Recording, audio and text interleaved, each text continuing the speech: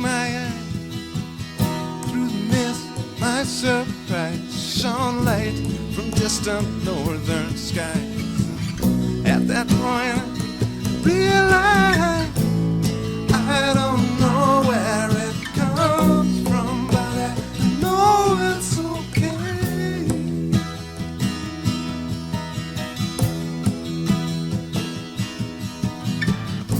If this is all an illusion, then I'm willing to play.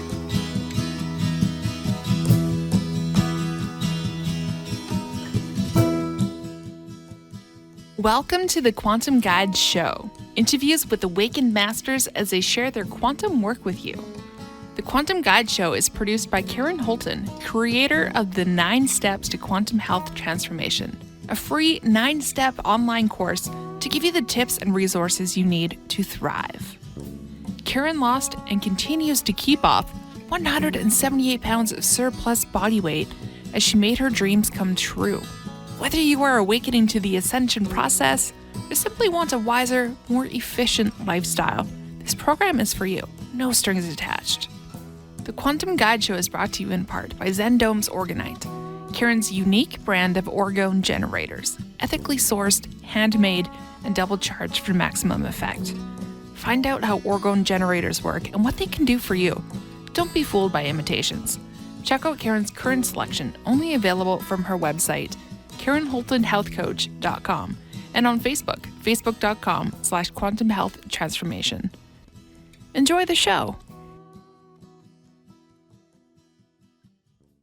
Welcome back to the Quantum Guide Show. In episode 83, my returning guest is Aurora Seraphine. She is an integrative holistic healing practitioner and founder of Divine Alchemy Temple Arts. She wears many hats, including intuitive coach, deep trance sound healer, conscious musician, vocal activator, channel, massage therapist, Reiki master, essential oil alchemist, certified hypnotist, theta healer, medical intuitive, and more. With a lifelong sensitivity to energy and the other realms, she naturally gravitated toward the healing arts. In 2007, she founded a healing and training center for subtle energy practices and vibrational medicine techniques. Aurora practices many modalities of massage and body work as a licensed massage therapist and practices and teaches advanced energy work techniques. Aurora also practices several forms of hypnosis. With her unique education and personal practices, she also developed a sound healing technique called sonoluminous divine entertainment. Aurora is also a writer, speaker, mama of 2, and an advocate for organic, high-vibe living and spirit-directed pregnancy and birth. It is Aurora's commitment to align with the inner divine to support herself and others in becoming the most tuned in, radiant versions of themselves, awakening to the reality of heaven on earth. I'm so glad you could make it to the show today, Aurora. How are you? Thank you so much for having me back. I'm so excited to be here and I'm feeling really good, like supercharged today. I'm really excited to be here. Oh, I'm so glad. And I'm so glad you're here too. So for the folks, the viewers that missed the last time you were on the show, I will put that episode in the links below so that you can catch up on some of Aurora's amazing background and experiences. And I know you don't want to miss any of this important information. And today I'm just going to start by giving a little bit of a disclaimer that in our discussion today, neither Aurora nor myself will be giving any medical advice. It's up to you to decide on your own course in life and how you want to do things, but we're going to give you some really interesting information based on our own experiences. So this is actually information only, and of course, please don't ever take this as medical advice, because we wouldn't do that. So I just wanted to start that off, because we're going to have a little bit of a controversial subject today, which we're going to start off with talking about spirit-led pregnancy and spirit-led birth. One of the things that I find very disturbing about our modern time is the over medicalization of pregnancy and childbirth. And it's been like that for a long time. This is a perfectly natural process, and it's not sickness, it's not disease, and it doesn't necessarily need medical intervention. So with myself, when I had my first child, I listened to everything I was told by the doctors and the health unit and everything. And I ended up with a C-section. And although I ended up with a beautiful, healthy daughter, following their advice was not actually in the best interest of my daughter or myself. Second time, I did a little bit better. I ended up laboring at home with a labor coach, and just going to the hospital for the actual birth. I had a vaginal birth after cesarean, and it went very well. And I ended up bringing home a beautiful, healthy son the very same day. And the difference between these two experiences were huge. Now, if I had known then what I know now, I probably would be wanting to do things maybe the way you do things, Aurora. So I'll just turn it over to you. If you want to talk about what happened, what you did, what it was like, what were the outcomes, that would be fantastic. Yes. Wow. So, hats off to you, first of all, because, going the route of conventional medicine, and first of all, I'm going to just say right there, that the fact that that's even become a phrase, conventional medicine, or doing traditional birth, which in most people's minds means going to a hospital. Mm-hmm. The fact that that's the vernacular now, I'm sorry, but that's not how we've done it for thousands of years. So to me, that's not the tradition. Okay. Mm-hmm. Now I don't mean to offend anyone. And I certainly understand 100% that we all are guided. We all are guided to go about our path of pregnancy, our path of conception, our path of birth in many different ways. And sometimes the hospital is necessary. So I'm not, please don't misunderstand that that's something that I completely write off as something illegitimate or, bad in any way, because I know that it has its place and sometimes it's very necessary. So I'll just start with that. And also, so what I meant to say too with you is, it's not easy for a woman to decide and also have the approval of their doctors or midwives or whoever it is that they're using to go in and even have a vaginal birth after they've had a cesarean, because that's a big red flag to them. And most of the time they won't even get involved in it because they're told, that's not okay. We can't get involved with someone who's deciding to go that route once they've had a cesarean. And so, they consider it high risk, right? Mm-hmm. So big hats off to you for that, because I know that takes a lot of courage to just like go forth despite what everybody else is saying and trust your body and trust the process and know that everything's going to be fine. Mm-hmm.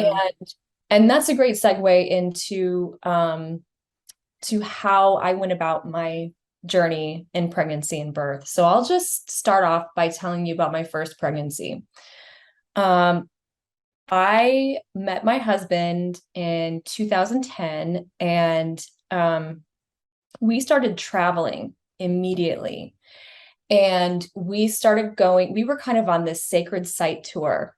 So, very starry-eyed. We were in the kind of honeymoon phase, and we were going from sacred site to sacred site. And one of the first things that we had done was gone to Arkansas, which if any of you guys know or don't know, it's considered the quartz crystal capital of North America, right? Aside from like Brazil is another one, but it's a high concentration of quartz crystals of really high vibrational energy. And I know that most people, when they hear Arkansas, if you're not in the metaphysical community, so to speak, you may not know anything about that. And you may just think Arkansas is just kind of a lot of forest and kind of backwoods, but it's actually it's very potent energy there. So that's where we decided to meet.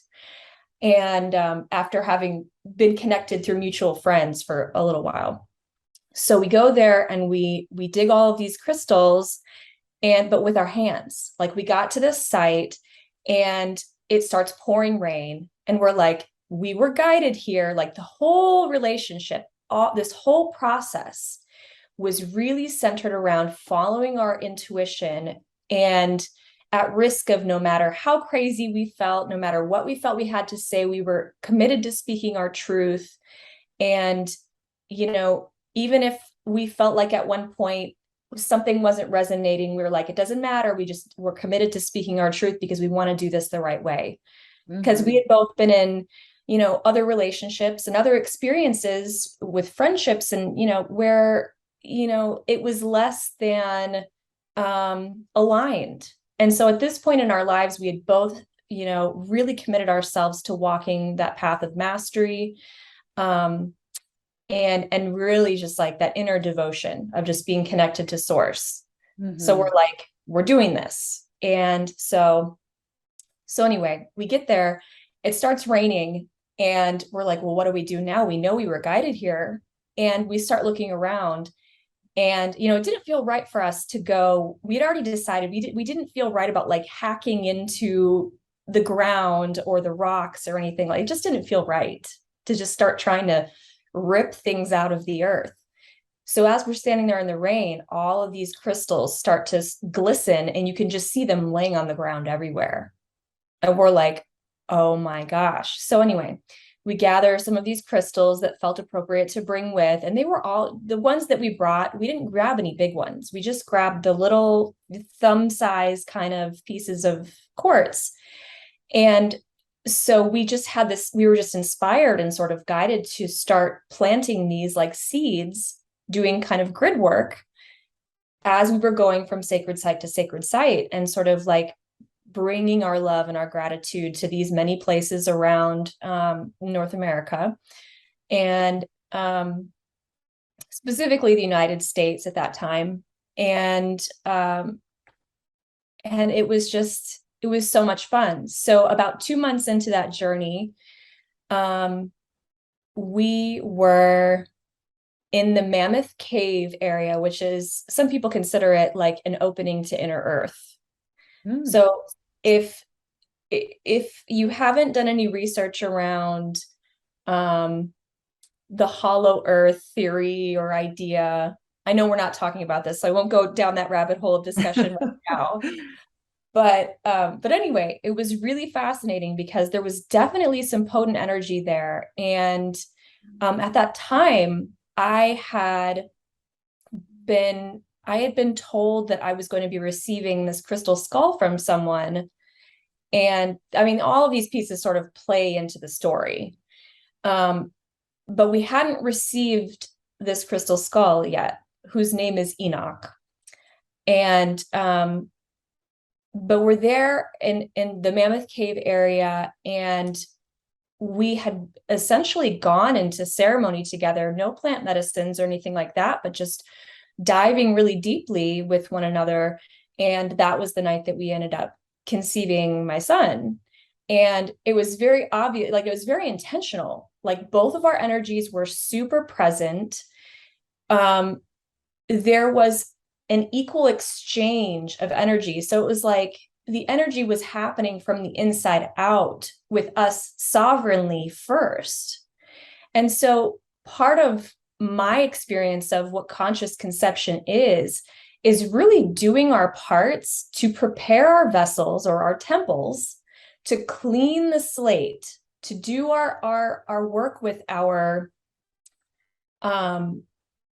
with our lineage, with our ancestry, with our DNA, really diving deeply into all of that as best we can. I know we're not going to get everything perfect, right? Like on our first attempt. And, the fact that we're all here living on planet Earth means that we're still all working on it. So obviously there's no like, completely dialed in perfected state of it, but we do our very best to start out with a clean slate. And to me, that's where it all starts. It's the story of conscious conception. It's like conscious conception comes from a clear vessel, and it comes from coming together and really choosing together that you know that you're going to be bringing in a soul together.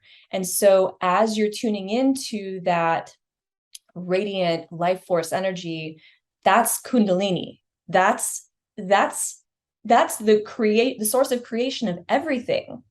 And so if you do that from a place of love, and you've really worked on balancing your own energy centers within your body, then it's like there's no, I have this like visualization of how I see energy centers and how we interact with people in the world.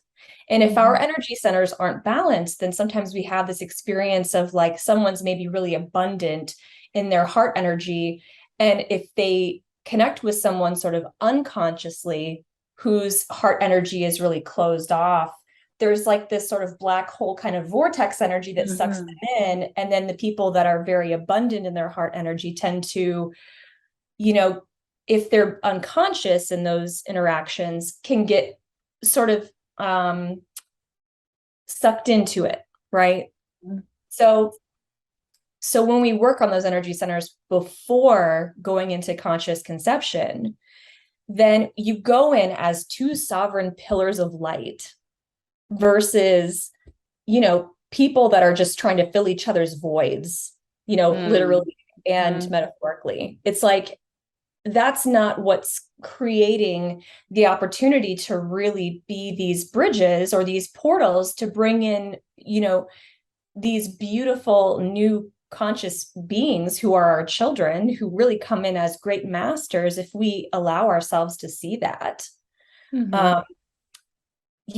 So that was the beginning. And then our son traveled with us throughout my entire pregnancy, and we were traveling off and on throughout my entire pregnancy until about 2 weeks beforehand. And then I was called to go back to where I started, which was in Wisconsin.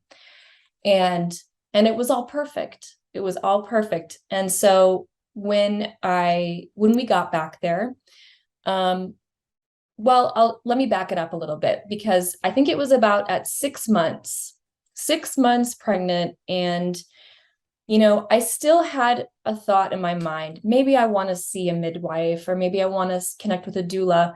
And so I had put my feelers out. I had the intention to connect with people, and I had made a few attempts. Now, I connected with one person, but it was more like a meeting, and it was more like a friendly, like we might have stayed at her place when she was living in Iowa. And this is our dear friend, Sunny Carl. And so if any of you don't know who she is, I highly, highly recommend reading the book Sacred Birthing by Sunny Carl. It's amazing. But moving forward, we had connected, and I had a really great conversation with her, but she didn't, do any kind of assessment on me or anything like that. We just had a conversation, and she gave me a lot of really great advice, which really helped me feel centered in where I was at, and the fact that I hadn't seen anyone yet. And so, at one point I was in the Mount Shasta area, and I had tried connecting with someone there, and it kept falling through. Like anytime that I was trying to make a connection with someone, it kept falling through. And so finally I'm in the Los Angeles area, I think at about 6 months. And, I just go into meditation. I'm asking the spirit, like, okay, I was starting to feel a little bit nervous. Like, I haven't seen anyone yet. I'm 6 months pregnant. Like, what am I going to do? What should I do? Please just like give me some direction. And that inner voice, God's great spirit, however you want to look at that, however you guys identify with that, spoke to me and essentially told me, Aurora, you're not going to see anyone. And it's supposed to be like this. And you're going to be fine. Everything's going to be okay. And so in that moment, there was like a moment of hesitation, like, oh my gosh, are you serious? And then this feeling of warmth just washed over me. And I just felt myself drop into my heart and into my knowing. And I just knew, okay, this is the path. And so I just committed. So at that point, we had still continued our travels and then, decided to land in Wisconsin. So my mom had given birth twice at home. She'd done 2 home births for my 2 younger siblings. And she had also assisted in many births herself. So I felt like, who better to just be there for me than my mom? Mm-hmm. And, I feel like that's the tradition. That's, I think, what we used to do, or the aunties, or, whoever is in our sphere. It's like the sisterhood, whatever that. Kind of the red tent, your friends friends, family, whatever your community from the red tent. And yeah, I am drawing from the book, which I thought was amazing. Anyway, sorry, go ahead. Yeah, no, that's great. Yeah, and very very valuable as well. So yeah, that's I had bought a little baby pool and set it up in my parents' basement, which is fully finished. It's not like, creepy basement. Yeah. But set up our sacred space, set up, crystals. We just made it like a temple space. Mm-hmm. And I also, I want to encourage anyone who hasn't ever looked up orgasmic birth, check that out, because that's like taking it to a whole new level. So there's a Facebook friend of ours, Amber Hartnell, had an orgasmic birth that she talks about. I think there's another name for it, and I'm drawing a blank right now, but her story is so profound. And there's even like a video of her like in the hot tub having this experience, which obviously is for mature audiences, but it's really fascinating. And so while I didn't have the experience to that degree, it was still so incredibly potent. Like, the pain isn't something that stuck out to me at all. And my first experience was really, it was a long labor process, but I had many things that came through in retrospect in those experiences. And what they were was that your whole pregnancy and the conception is really like, it is a portal. So I use that word a lot in reference to birth. But if any of you have ever heard about the Queen's Chamber, right, in the Great Pyramid in Egypt, Mm-hmm. people talk about that when you go into the Queen's Chamber, that this is like the place where you go in ceremony, and you have the opportunity essentially to manifest things.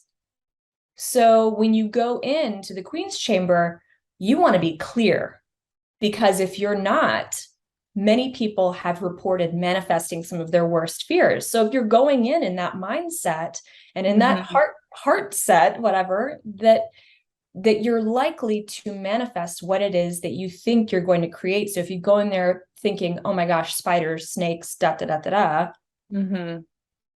it's very possible that that's what you're going to manifest. Now, if you go in there and you're in that open heart space, you have the potential of manifesting a very, very highly charged spiritual experience. So this has been my experience with pregnancy and with birth, is that you have to go in And that's why I talked about going in as a clear channel, as a clean slate. And really like in your deepest knowing. And I've done a lot of work with that, and just jumping into not only ideas of quantum physics, but that ties into different spiritual, texts that are thousands of years old. Not just, there's Christian mysticism. It talks a lot about that, about, really being in our knowing and not wavering, and understanding that our bodies have the potential to create immortality if we so choose. But we have to be in that aligned space. And we have to know that what we are is the spiritual. And so when we're leaning on that as the pinnacle and the truth of what we are, then that's the kind of experience that we're going to create.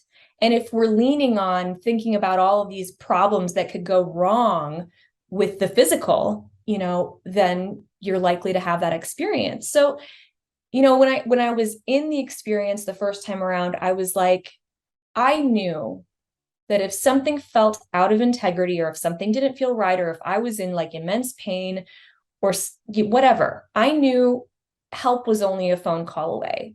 So I didn't feel like I was putting anybody at risk. You know what I mean? Mm-hmm. So I didn't have a problem, getting rid of my pride and being humble in that way if something needed to shift. But I stayed in my center, and my son was born. He was born in the water. And right before he was born, there was an eagle, like a mother and a baby eagle, that flew past the window. And then he was born right after that. And he was in the water for probably a solid minute or a minute and a half. And then when we brought him up, we were really committed to making sure that the first words that we spoke to him were very sacred, very intentional. And that's why we chose only to have the three of us, my husband, myself, and my mom, in the space. And a lot of people will look at some of the choices that we made and think, oh, that's so out there, that's so woo-woo, but to me, it felt really important to honor my son as a soul, and to really take the time to give him those first precious moments of life, and to really show him and show spirit, creator, like how important it is to us. And so I forget what the phrase is, but I believe it's in Sunny Carl's book, and it resonated so deeply with me that those were the first words that we spoke. But I think it's the only reality is God, or something like that. And so he didn't even cry when he was first born. He didn't cry at all. His color looked great, like everything. While it was a long labor process, I think part of that in retrospect was that I was still dealing with some personal resistance, and not really owning my ability to, be that portal for him. And when I finally was like, I think it took my husband looking at me in my eyes and being like, Aurora, you've got this. You were built for this. Mm-hmm. You're taken care of, and it was like that rush comes over you at that point, and you're like, okay, let's do it. So, yeah, so it was a very, very powerful experience with him. And I've continued to have very powerful experiences with my children, of them, telling me things, now that they've grown up a little bit, and, my son is 10 now, and my daughter is 5. And once in a while, they just tell me these things that I'm just like, it's just jaw dropping, really. Mm-hmm. And so with my daughter, when I found out that we were pregnant at that point, and again, it was one of those things that was, it was a very, like I knew immediately that I was pregnant. So it wasn't Yeah. even like finding out, like I just knew that I was like, oh, we just conceived. Okay. Oh yeah. I had the same thing. I knew right away. I knew that was it. My daughter too, same thing. Absolutely knew. Yeah. Yeah. Yeah. And I think it depends on where you are and how distracted you are in life, I think, and how connected you are to your body at that time. Because if we're really highly distracted with all of the to-dos in the world and we're just kind of immersed in the culture, Mm-hmm. then it can be really easy for us to get lost and to not even have that connection with our body to even know that. Mm-hmm. So I'm grateful that I did feel that and I did have that experience at the time. And my daughter's experience, wow. She had been communicating with me 15 years before she incarnated. Mm-hmm. So, when I was pregnant with my son, I actually thought that I was having a girl because she had come to me so many times. I thought, oh, this is her, but it wasn't. And I should have known because I had 3 different dreams where these angelic beings had shown up to me and were talking to me about my son and his gender. Not that that's a big deal, like whatever, but they were just showing me like, it's a boy. So, so anyway, with my daughter, yeah, I had many visitations from her. And it was interesting because once we had conceived her, there were certain points where when I started to feel movement, there would be stretches of time where I wouldn't feel her for a little while. And I'd kind of go into fear a little bit. And I'm like, oh, I hope something, is everything okay? Blah, blah, blah. And I'm kind of going into my head. And then she would come in and I would see these big blue lights show up in the room. And it was like she was coming to me. And what I got to was that, and now this is going to sound really far out there for some people, but I feel that she has a connection to Sirius. Mm-hmm. So the whole like blue orb thing kept showing up and I just felt that connection every time that I would see that. Um, so then one time I remember feeling some discomfort and some pain, and I hadn't felt her kicking in quite a while. And I was getting close to, the time that I would be giving birth. And she came in and she spoke to me and I could hear her voice, but she was speaking to me as a young woman. Like I could hear her young woman voice. And she said, "Be well, mother." And I'm like, what? Did I really just hear that? And she said it again. She goes, "Be well, mother." And that's all she said. But it was like when she said that, I knew that what she was meaning was get out of your head, just be well. Mm-hmm. Just Mm-hmm. know that everything is fine. And after that, it was like that night I felt her kicking again. And I was like, oh, okay, got you. And so my mom flew in for that because at that time we had moved to North Carolina and I gave birth in my bathtub. And it was funny because my mom was like, "Are you sure, you want Kiva?" My son's name is Kiva.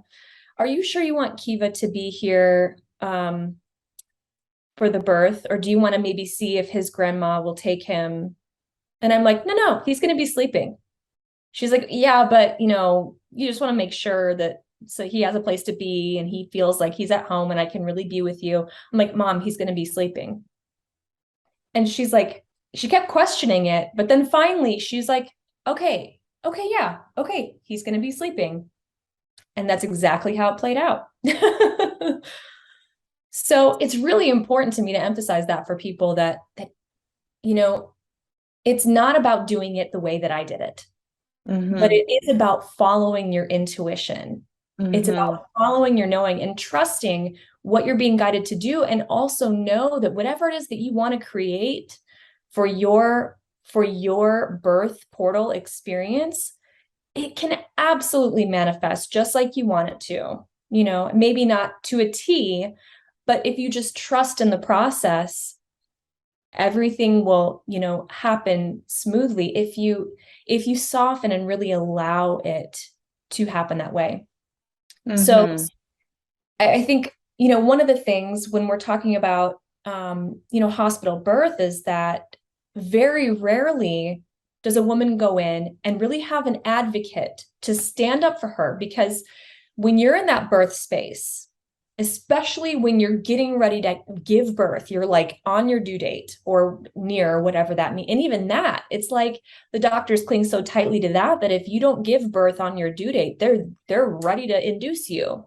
Oh, yeah. And in my humble opinion, a baby will arrive, like on Lord of the Rings, a wizard arrives precisely when he means to, right? Mm-hmm. And I believe that about our children, that when they're ready, the baby and the body knows exactly what to do. It does. It does. I've heard a lot of people that, that are, getting into their spiritual awakening, and they put all the emphasis on the spirit, and they call the body the meat wagon. Well, I can understand where they're coming from, but they are not seeing, what they're not seeing is the incredible intelligence that is programmed into every cell of our body, that, to lean towards wellness, and of course, in childbirth. And so the thing is that I believe in being really good to my body, not only because it's the temple that holds the spirit, but also of itself. It's like, I don't know, I can't explain it. It's like if we had a horse or a donkey that did work for us, we'd want to feed it right, we'd want to take good care of it. And the body is like that. It has intelligence. I don't know if it's a part of us from before ET changed our DNA, which is sort of what I think. Not saying that y'all got to think what I think, but I mean, I don't know if it's from way, way back, but there's an intelligence there. And women have been giving birth for thousands and thousands of years. Like, we wouldn't be here today if it was the dangerous process that the medical industry wants it to be. And even in Canada, what they do here is they just come right out and ask you, are you afraid of childbirth? How about just having a cesarean? Like, they just bluntly come out and say that. And almost everybody I know has had a C-section. Even my daughter, they convinced her, she had twins, and they convinced her that the one twin was killing the other twin by taking all the oxygen and the nutrition, which may or may not have been true, but there were still other ways it could have been handled. But they really, put fear into her. All through her pregnancy, they put fear into her. This could go wrong and that could go wrong. And they needed to do ultrasounds like every month. And Yeah. like, it's just insane. And afterwards they wouldn't quit. They didn't want her breastfeeding. They wanted the babies on formula. We'll get into that, I guess, a little bit down the road here. But oh my God, especially when you read the label on the formula, I would never give that to another human being. Anyway, I'm sorry, I didn't mean to take it off on a tangent. I tend to digress, but I just wanted to come back with the fact that the medicalization and the scaring of people. So when you go, even when you go into the hospital and you're going to have a natural birth, it never ends. And there's something about the institution of the hospital where they just take your power away. Yes. Anyway, I'm just wondering if you could speak to any of that, Aurora. Absolutely. And I think you just highlighted so many great points. Yeah, where would I even start with that? Like, Sorry, I didn't mean to throw you in without a life ref. No. I mean, you just touched on so many valuable things that are really huge pieces that I've talked to so many people about. And I think the first thing, like I was just mentioning, like having like advocacy. So if you have a birth plan, but then you decide that the hospital feels more comfortable to you for whatever reason, and that's the path you want to go, you should be entitled to do that. But you need to really, I mean, unless you're just a super strong sovereign woman, you need to have an advocate with you, because it's really easy for doctors to show up and have that kind of pushover kind of energy where they want to bulldoze people into doing everything that they recommend. Now, I don't blame it on the doctors necessarily, because I know that that's just their training. But unfortunately, they're in a system that was, created by the whole Rockefeller network of, Mhm. medical monstrosity. And if you haven't done research into that, I highly encourage it. And what I'll say about it too is that, you know, do please, please, please, please, as a woman, if you are planning on having a baby, if you're planning on getting pregnant, if you're going down that road, do your research into everything, everything. Read about Pitocin, read about what happens with epidurals, read about any other drugs that they may use, read about, even the oint, I forget what it's called, the ointment that they put on the eyes. Silver nitrate. Mhm. Yeah. Yeah. It's Um, all toxic. Everything sets us up to be lifelong subscribers to the medical industry and big pharma. And it's cha-ching, mhm. cha-ching, cha-ching, all about money, and has nothing to do with our Right, spiritual experiences or what's good for us or what's good for right. our, it has nothing to do with that. I'm sorry, I find it abhorrent. I Yes. find it abhorrent and deeply sacrilegious on some levels. Well, and Sorry, and I'm if getting fired up here. no, if that, and that's the thing, that I think that if you really really take a step back and observe it from that perspective, you Yeah. will see that, and I don't like using the word evil, because, you know, Hmm. I'd rather not most of the time, but Yeah, but I hear you. there are certain things that you wonder, like, was this was this set up to sabotage our DNA? Was this set up to try and compromise not only the immune system, but the DNA of the body, the spiritual potential? You have to wonder. You have to wonder when you see what some of these things do. Even they'll try to convince you of things that, and they do it from the perspective of, well, we've been doing this for generations. And so Mhm. it's just how, people are so accustomed to, like, oh, circumcision, it's just what people do. Read, Mm, mm-mm, read about it. mm-mm. Read You're not about it. strapped. I had a son, and there was no way I was going to let them strap him to a board and hack off the end of his penis. Like no way. I just couldn't. I thought, you know what? When he's an adult, if he decides he wants to get that done, great. But there's no way I could do that to my son. Now you wonder how many of our social problems come from this barbaric act that's imprinted, into Right this at poor birth. little guy. It's abhorrent. It's abhorrent. I'm sorry. I'm getting excited. This is stuff that's close to my heart. Yeah. And it Yeah. No, I feel it's you. big. It's huge. Well, How many because of the problems are we having in society that just come from this friggin' medical industry and the lies and the brainwashing and the programming that exactly. people, men and women, are subjected to? And it's like you said, we don't want to use the word evil, but You have, sorry, I I mean, get no, emotional because it's huge. It's just huge. it is. And I have compassion for people that work for the medical industry, because they go into it with the intention of helping people most of the time. Mm-hmm. They go Mm-hmm. into it because they want to make a difference. But it's unfortunate that the education that they're provided with is something that is so compromised, and they know it. Now the people that are working for them don't know it, but the people that created it know it. Oh yeah. Oh yeah. It was And so intentional. and so, when you go to the hospital setting, you find someone who feels like a good doctor, a good physician, you feel comfortable with them and their recommendations, because they probably are a good person. They Mm-hmm. probably are. And they don't know any better, because that's the education. That's the Mm-hmm. only box that they've been living in. And they're told that this is the way. And Yep. and it's not.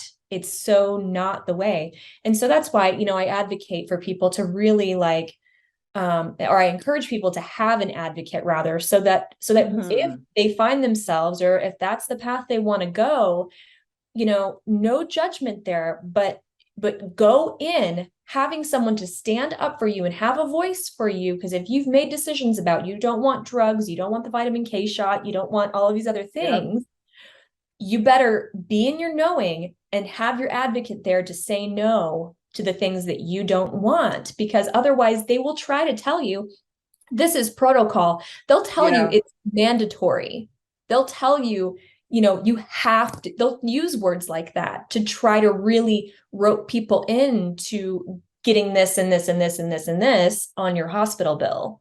And, unfortunately, that's a life. It's a life that you're working with there. And the kind of trauma that babies go through in their first 24 hours of life is it's horrific, and so anyway, I mean, that's an entire conversation in and of itself that, we couldn't possibly touch on every aspect of that, I think, in this conversation. But I really just, if I can just encourage people to really do their research beyond what their doctors are telling them. Because, like I said, they're so compartmentalized that the left hand doesn't know what the right hand is doing.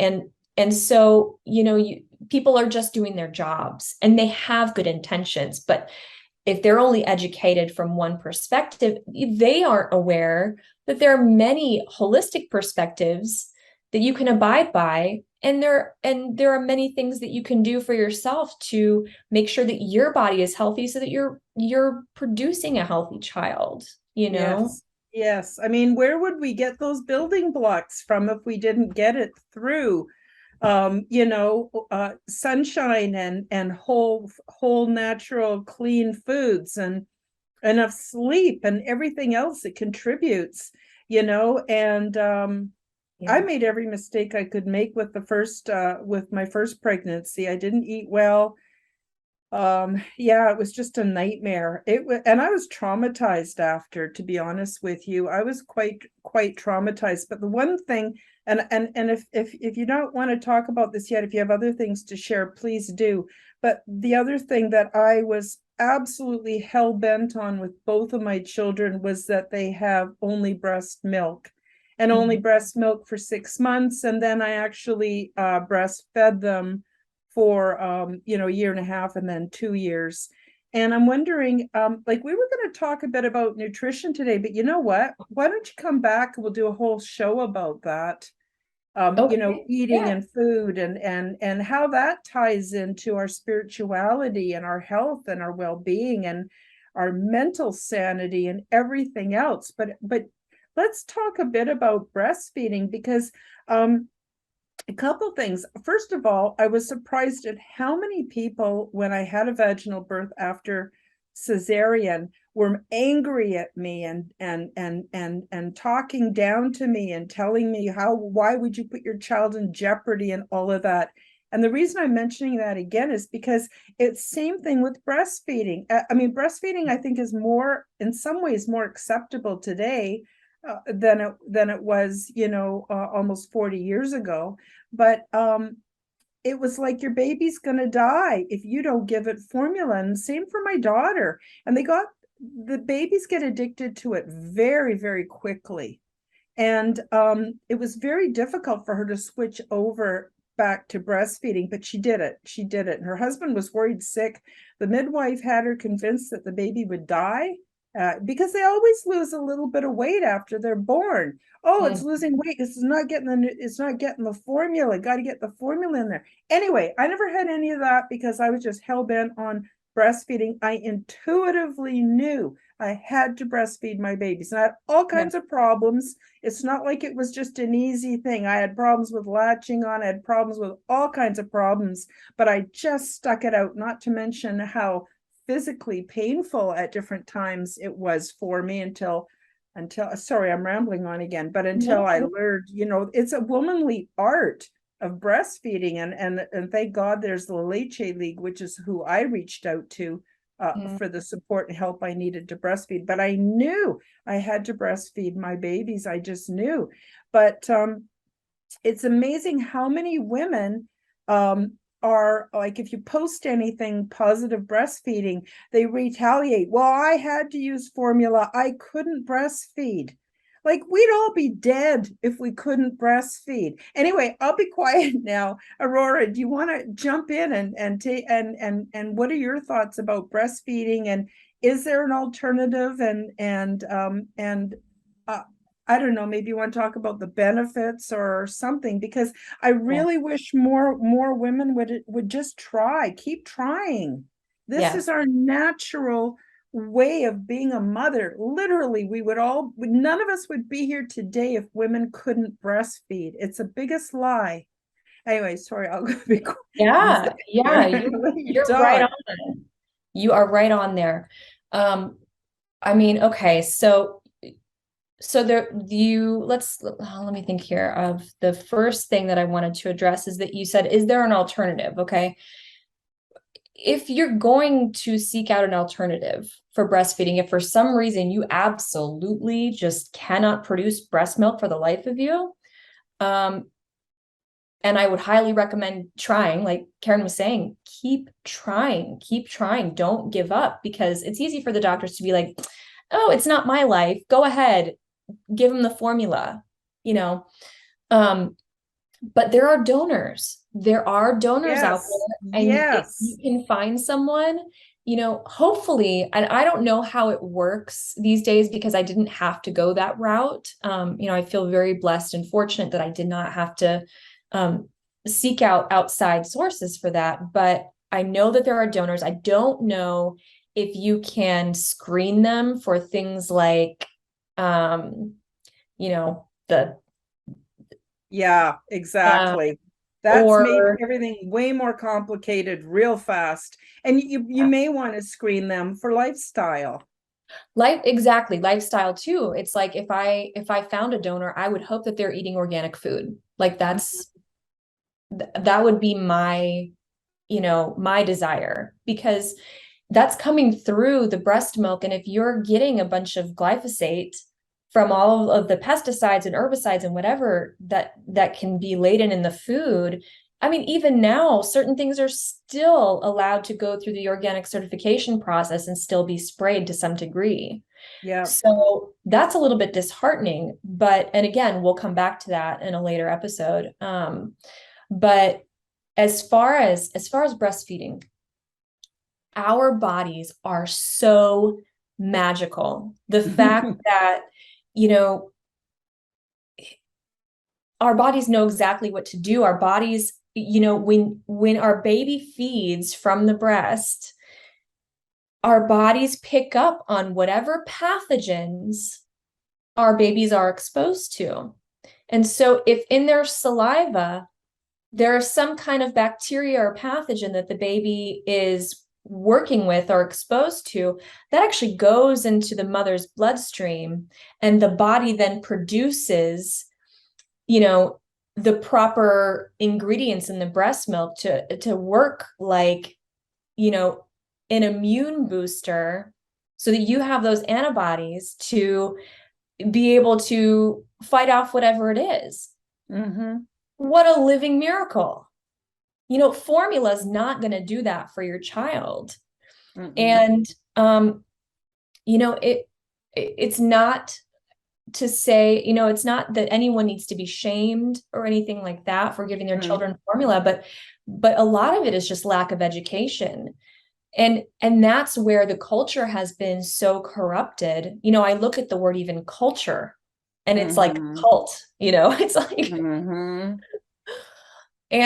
but it's been so corrupted over the years of how they want to distort certain things to compromise people's well-being.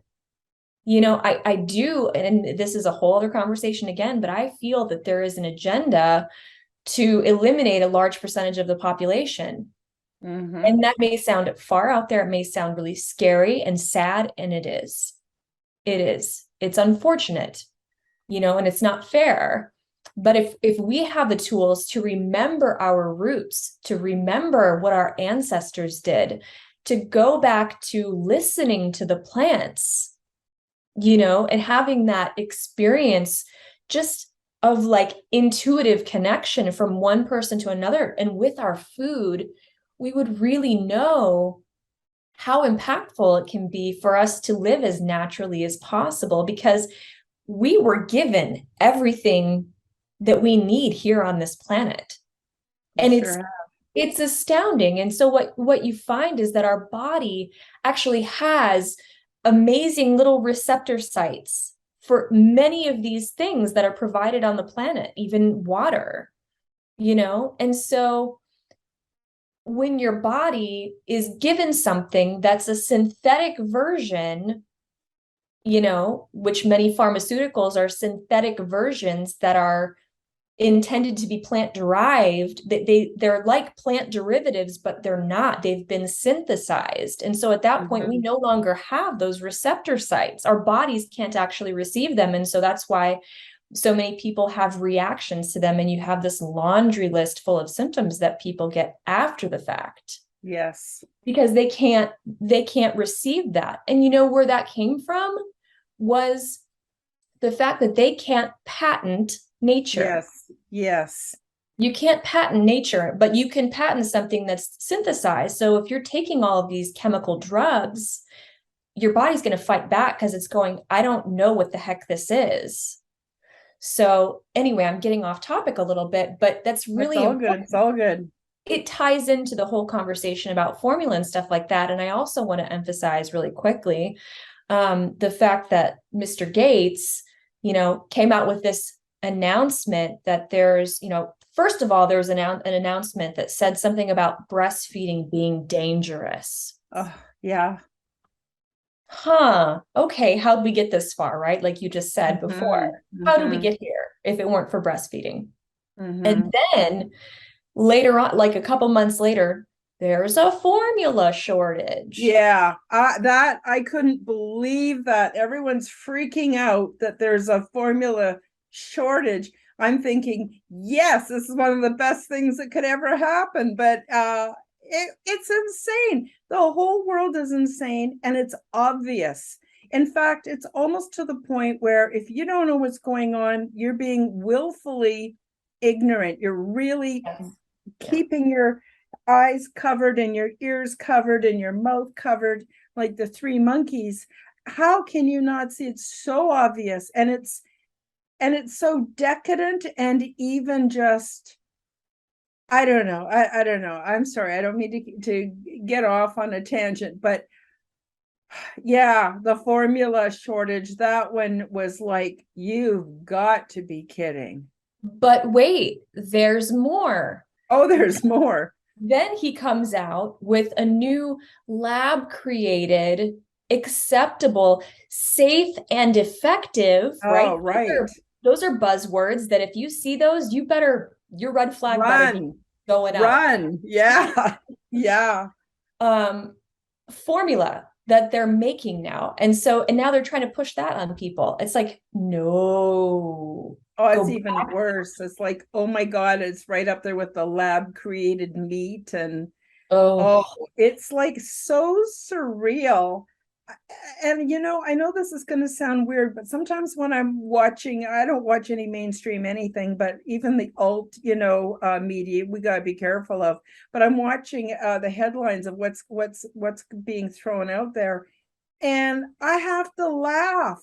It's so ridiculous, compounded on insanity, compounded. And all the people that are making the decisions, you take a look at them, they don't look one bit healthy. They don't look one bit happy. Like, I don't know. It's such, really, I think, this is going to sound absurd, but to change the whole world, really, all we have to do is go, no, we're not going to do that. And this is what my internal guidance is telling me. Those two things could completely change the world without a shot being fired, without, I don't know what to say. I'm sorry. I just, sometimes I get disgusted with the whole thing, Yeah, and rightly so. I think it's a natural response that we have inside of ourselves when we recognize something that we know is wrong, that we feel is, and I think, you notice it, at least in my case, I can't speak for anybody else, but I'll say for me, you know, I picked up on it as a kid. You just know there's something is not right. Something Mhm. is off. And I don't know what it is, but just something doesn't feel right about this society. And Mhm. then when you start realizing it, you realize that everything that we are interacting with, and I might have touched on this in our previous conversation, but there is a eternal feedback loop that's occurring with everything that we say, think, do, feel, and everything that we're interacting with, and we are accepting as a part of our environment. And so we can either allow ourselves the opportunity to surround ourselves with conscious community, surround ourselves with nourishment, surround ourselves with joy and inspiration and nature and truth. Or we can choose to be completely oversaturated in the pool of society, which, you know, is going to give us that feedback loop experience, only we're going to be inundated with, corruption. We're going to be inundated with things that are going to compromise our bodies and our well-being. And, it's everywhere. It's from advertisements that we see on billboards to, you open up your computer, you open up your phone, it's plastered. There's advertisements, there's little plugs everywhere, and they're designed to go straight to the subconscious mind, and that can happen just through symbols. Mhm. Mhm. So, and again, We really see that with social media. yeah. Where the purpose of social media isn't to provide us with social ways of interacting. It's actually to figure us out and then feed us subtle and not so subtle forms of advertising that Mhm. that we have to actually consciously reject and move on from, or else it gets in there and does affect us, like you said, our subconscious. And it's just become very, very, very toxic. I find though that even communities have kind of been weaponized. So for instance, when I was posted on Facebook a picture of the label from the formula that the nurses told my daughter that she had to give her twins if they were going to survive. And I got so many people. These are people who I considered my friends, people I've even known in real life. And they were just all on my case. How dare you say that? Why are you trying to make mothers feel bad from formula feeding? Well, I'm not. I mean, if that's your choice, I respect it. And it's not any of my business. But I'm trying to get information out there so that those who don't know will get a little wake up call, or want to do their own research, or look into Little HA League, or on and on and on. There's so many options, but if we just accept the first one that's given to us by society or experts, we never move on to discover the magic and all the support in our reality. So And I would you add to know that too. I mean, if sure. people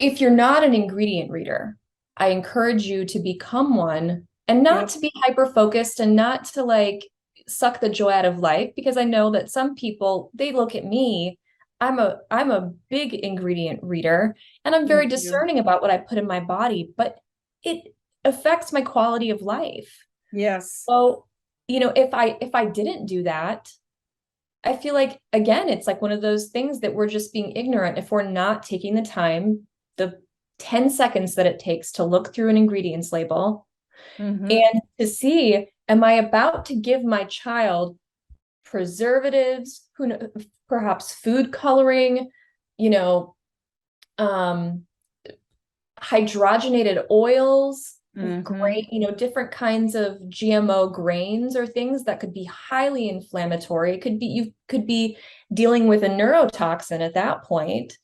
There's a lot Yes. of aspects to look at, and it's so important to really be informed and educated. And you can't just accept in society. Unfortunately, I wish that we could just go to the grocery store and just trust that what we're getting from the grocery store, anything we buy is going to be, considered food and good for us. But unfortunately, most of the packaged food that you get, I mean, even some of the produce, unfortunately, but especially the packaged food, if you see something that you've known as a name brand since you were a kid, watch out. That's all I'm Yeah. going to say about that, because it's Yeah. like, you have to be mindful of everything that's going into that. And most of these things, they're looking for shelf life. Yes. And for it to last, they're looking for not just a shelf life, because, everything has expiry dates on it. That's just because they want to move product, but it Right. has a shelf life for 25 years. Why is that? Because any bugs or that try to get into it will die, and they know it. They won't even try. Rats won't touch it. Nobody will touch it, because actually some of these refined ingredients and chemical ingredients, they're neurotoxins, they're toxic. And so Mm. the bugs won't touch it, the rats won't touch it. And so you can, have this stuff for 25 years. That's my big complaint with the prepper, with the whole prepper thing. Yeah. I'm all for prepping, but wow, the stuff is so dead. It Yeah. has no life force. I have a little container garden, and when I go out and I interact with my tomatoes, I don't know if this is true, but I totally believe it is. My tomatoes know me, and they will produce the nutrients that I need. It's a personal relationship with my vegetables. I know it sounds totally out there, No, not totally at out all. there, but There's that's what I trust. Things that are full of life force. Oh my God, that's what I trust. uh, totally. And remind me to talk about this when we come back to this in another conversation. But there's a gentleman, Zach Bush, and he talks a lot about what you just described, and the fact that, we're getting more life force, more enzymes, more nutrition from our food, just pulling them right off the vine versus taking them in and washing them off and sterilizing them and sanitizing and all of these things. It's killing off much of what we actually need to interact with, and that includes our hands. And Yes. even the books, if you guys are familiar with the Anastasia books, it's about the Ringing Cedars series. Check those out, because they are phenomenal. And she talks about that there was a process where you take the seeds and you just hold the seeds under your tongue so that they become encoded with your DNA. And when you do that, you plant the seeds, and that plant gives you maybe what your body is deficient in. And they Yes. literally will do that. Yes, I totally believe that. And when I'm handling, I've got some beautiful sunflowers. They're over 12 feet high. They're just so beautiful. But when I'm touching them, I will intentionally touch their leaves and talk to them. And that sends out not just a vibration from my voice, which is full of codes. That's why we got to be careful of words we use. But just in touching them, I'm picking up their DNA. They're picking up my DNA. There's an exchange happening there. And you pick a tomato and it's out in the hot sun, and it's not squishy, but it's got a little give to it, and you run it under cold water and it gets super firm, kind of like if you took me out of the heat and put me in the cold, I would be shivering too. You know what I mean? It's like they're alive. They're absolutely alive. And then there's this amazing dance between our well-being, our bodies, the foods that we're eating. I often tell people, start talking to your food. Even if you bought Yeah. it at the farmer's market or the supermarket, talk to your food. Tell it what you need from it. Tell it how much you appreciate it. Like, the world is so much more magical than what we've been programmed to even see or believe.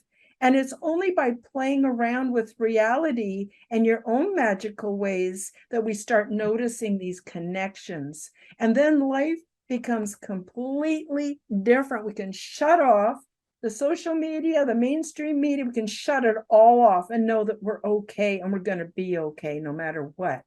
Anyway, I didn't mean to get on a soapbox, but I'm passionate about the subject. I'm so grateful for you because I get to talk about it with you and you get it. And if you get it and I get it, we've never actually physically met. We live in two-part, fairly big distance. I'm up in Canada. Yeah. And yet we know this stuff. We know it. So, it's just got to be on point. I just think it's got to be on point.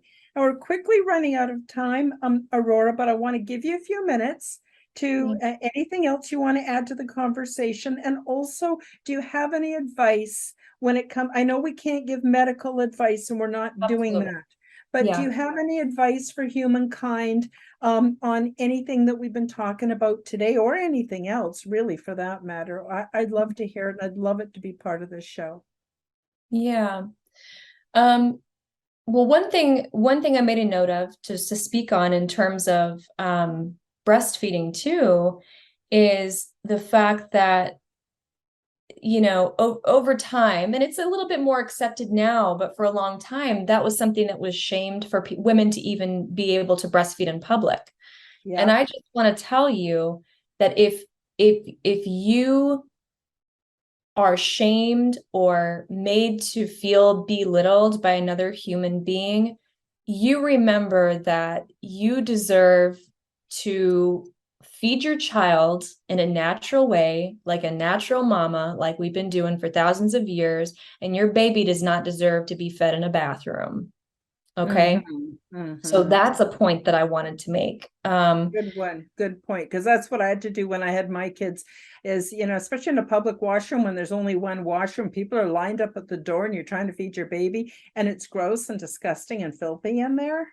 Yeah, I agree. Yeah, I mean, I feel like today that part is a little bit more accepted, but I just want to remind people that if they feel that intimidation from others, take a deep breath and really just know who you are and know that this isn't about you. It's not about you flaunting.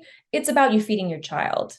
And that baby deserves to eat no matter where you are or what you're doing. And so if people have a problem, seeing a breast in public being covered by a baby's face, then, I think they need to suck it up a little bit because what are they watching every night on Netflix and, on TV, whatever it is?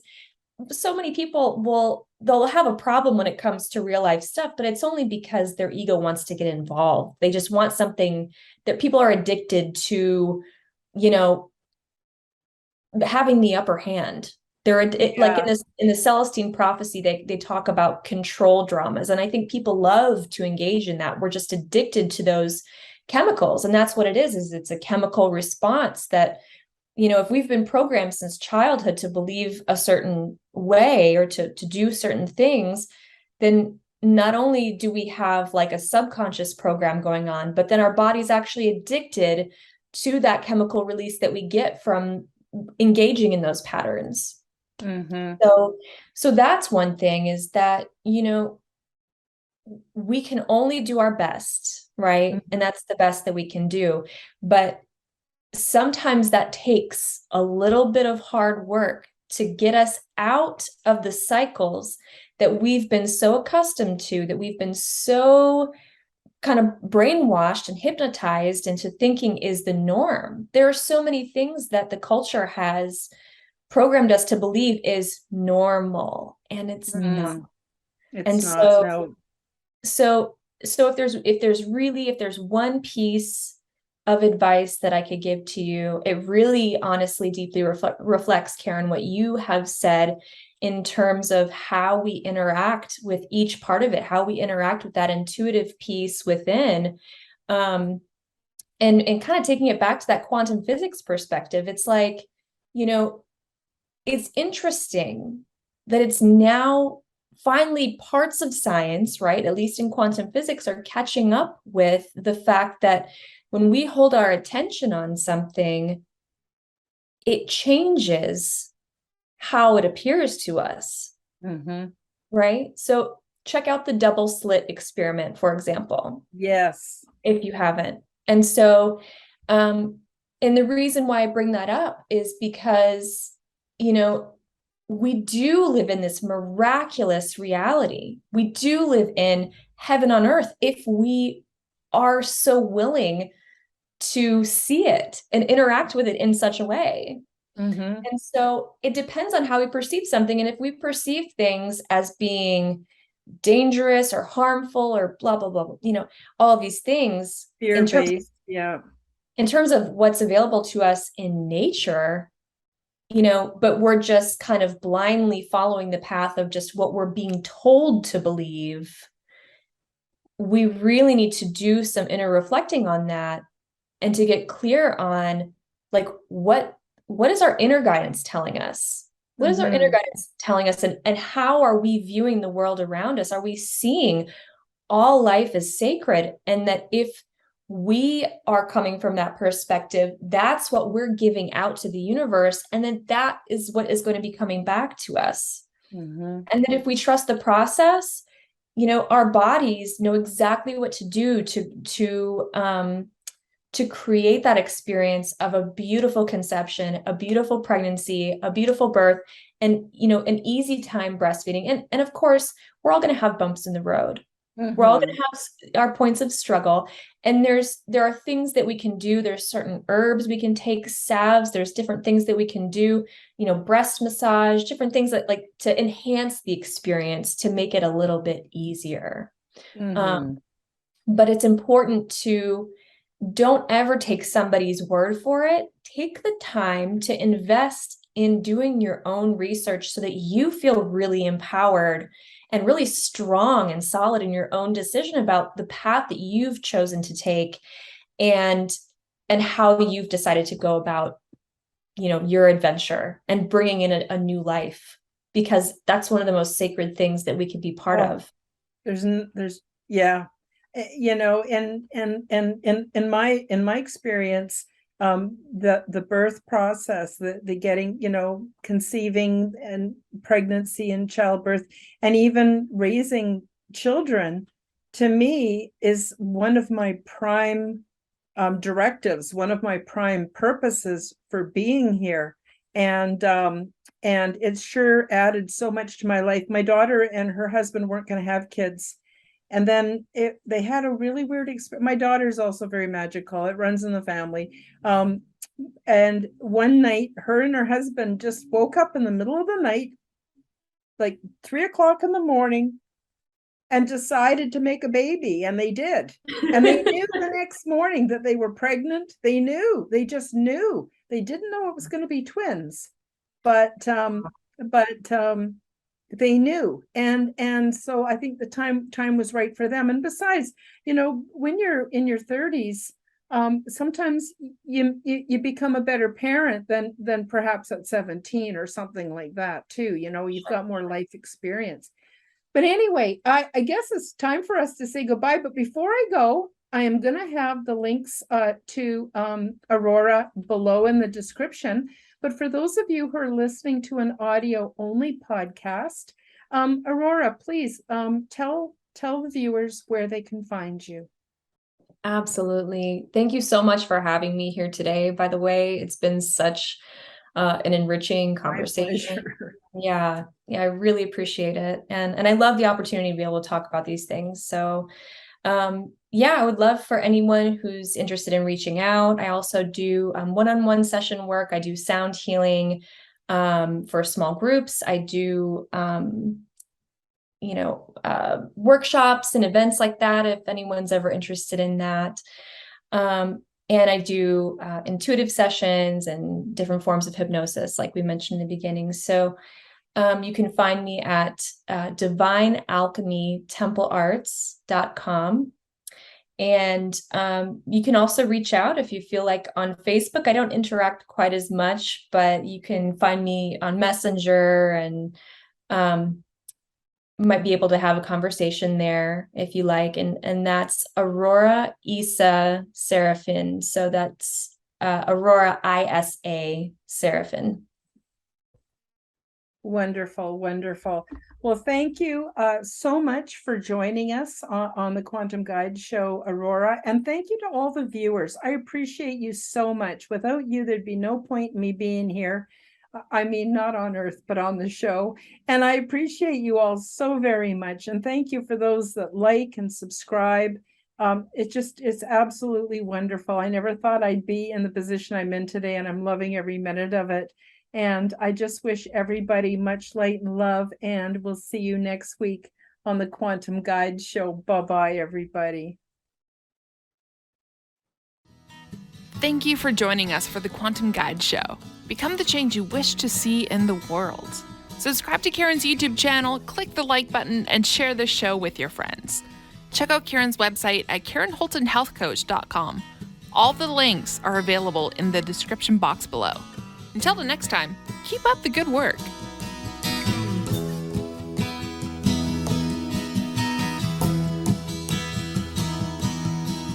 Surrendering to endlessness puts all my inner strife to rest. For time gives birth to hurriedness. It all makes sense, well, more or less. And the sages put me to their test. Heart and soul, I do my best to find the answers to my quest. I wonder and I must confess, I don't know where it comes from, but I know it's okay.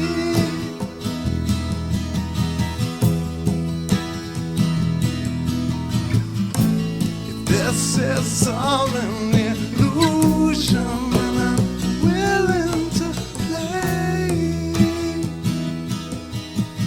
play, play, play,